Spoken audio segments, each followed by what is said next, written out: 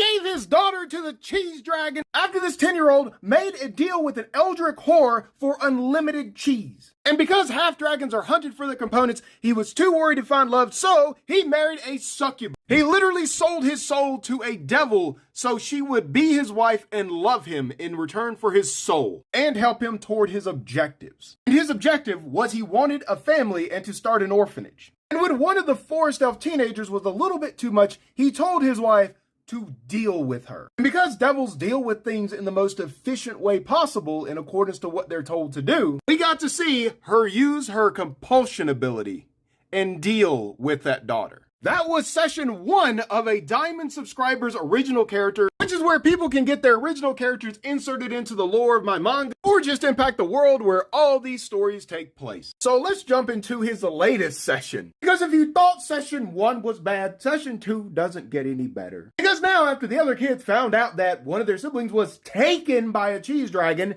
they were like, we're going to go rescue her, and Cairo kind of had to go along or give away the rest of the family. So the family's on the road, and they make it to their first stop, which is a tavern. As he's going to rent a room, he ends up coming back to find that some orc is hitting on his wife. And so he comes up and puts his arm around the wife. It's like, hey, babe, how's it going? And him and the orc start to go back and forth with some passive-aggressive threats. And it turns out that this orc is a guard, and he notices all these different kids of all different races. And he's like, do you have papers for these kids? And Cairo begrudgingly gives him the papers. And the guy, because Cairo thinks he's just trying to get a rise out of him, the guy actually goes and looks at the adoption papers, matches the pictures with the kids, and then hands it back to him. Lets him know that there's some weird things going on, so he just has to be sure. But at that point, one of the younger kids is like, I want to go outside and play. So he's like, okay, Jamie, you go watch the kids. Keep in mind, she's got a 1-year-old and a 2-year-old that she's taking care of. She's like, why don't you go do it?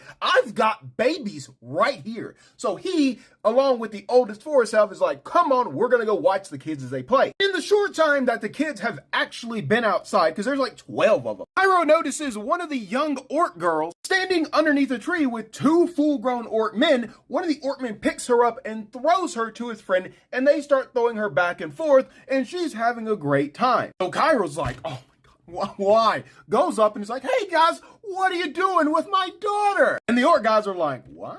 And he's like, yeah, do you want to see the papers? And the orc's like, no, she's obviously calling you dad, so why are we wanting to see her papers? But then they start inquiring, like, why do you have an orc child? And he's like, I run an orphanage. And the orcs are like, full stop, what do you mean you have an orc child in an orphanage? Because the thing you need to know about